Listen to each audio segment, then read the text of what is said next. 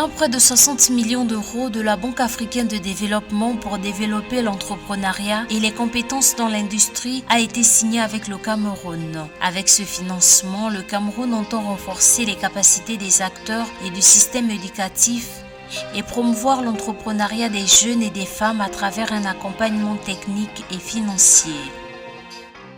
Au Maroc, le déficit commercial a augmenté de 1,7% à fin mai 2023. Les importations ont augmenté de 2,8% et les exportations ont progressé de 3,6%, précise l'Office d'échange dans un document sur les indicateurs mensuels des échanges extérieurs du mois de mai, notant que le taux de couverture s'est établi à 61,3% contre 60,9% une année auparavant. Selon des données officielles, l'autorité de régulation des communications électroniques et des postes a généré un revenu de 4 milliards de francs CFA à l'État togolais en 2022, soit une augmentation par rapport aux 3,94 milliards de francs CFA de l'année 2021.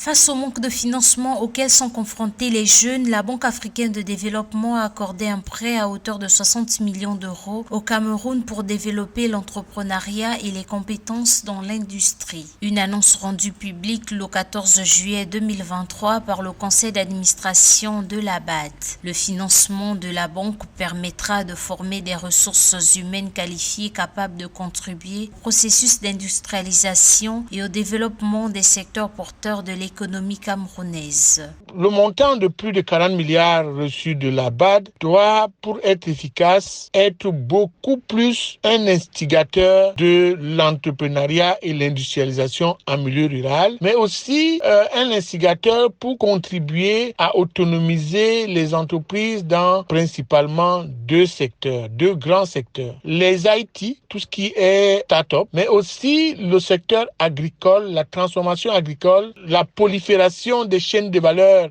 agricoles visant à autonomiser encore plus la jeunesse et renforcer structurellement l'économie. L'objectif visé est de développer les compétences nécessaires aux besoins de l'économie camerounaise et de promouvoir l'entrepreneuriat et l'emploi des jeunes et des femmes dans les secteurs porteurs du bâtiment et des travaux publics, des transports, de l'énergie, de l'agro-industrie, des métiers verts et des technologies de l'information et de la communication notamment. Il permettra de promouvoir l'auto-emploi des jeunes et l'insertion professionnelle en particulier dans les secteurs porteurs ciblés et de renforcer les capacités institutionnelles des acteurs techniques et professionnels. Donc il faut beaucoup d'efforts pour industrialiser davantage les PME, mais bien sûr pour optimiser l'entrée dans la zone de libre-échange continentale pour lesquelles les PME africaines et camerounaises devraient profiter pour faire plus de ressources et pour être plus industrialisantes. Le financement pourra aider à créer 28 000 emplois supplémentaires à l'horizon 2050, soit 1120 en moyenne par an entre 2027 et 2050. Dans la phase pilote, environ 6 000 élèves du secondaire dans l'enseignement général, technique et supérieur seront sensibilisés à l'entrepreneuriat. Un volet spécifique d'appui à 400 femmes et jeunes plus vulnérables sera mis en œuvre avec le concours de partenaires et d'institutions dédiées pour leur élargir l'accès aux métiers de la transformation agricole.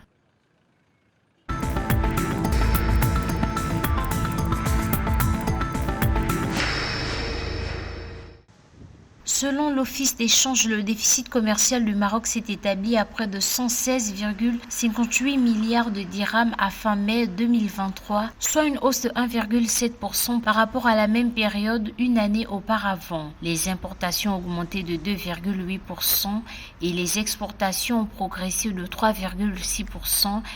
A précisé l'Office dans un document sur les indicateurs mensuels des échanges extérieurs au mois de mai, notant que le taux de couverture s'est établi à 61,3% contre 60,9% une année auparavant. L'Office explique que la hausse des importations de biens est due aux achats des biens d'équipement, des produits finis de consommation et à ceux des produits alimentaires.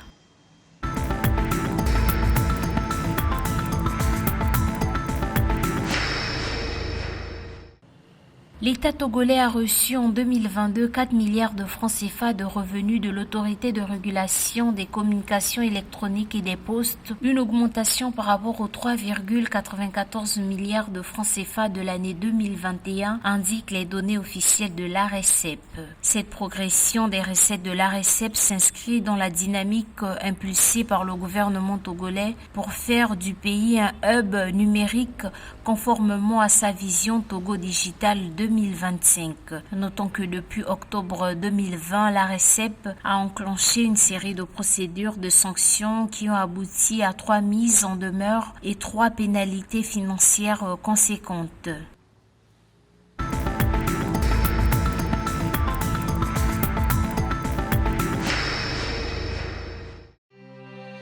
La Banque africaine de développement a investi 101 millions de dollars pour financer le programme d'approvisionnement en eau et d'assainissement durable et résilient du Rwanda. Ce financement servira également à renforcer les capacités de différents acteurs du secteur de l'eau à planifier, concevoir, financer et mettre en œuvre et gérer les projets et infrastructures en eau et en assainissement. À terme, les résultats de ce projet profiteront à la population rwandaise car il permettra d'améliorer les services d'approvisionnement en eau et en assainissement, mais aussi la qualité environnementale et les conditions de vie. Le programme va profiter à plus de 13,2 millions de personnes au Rwanda en leur fournissant un meilleur accès à l'eau et aux services de l'assainissement.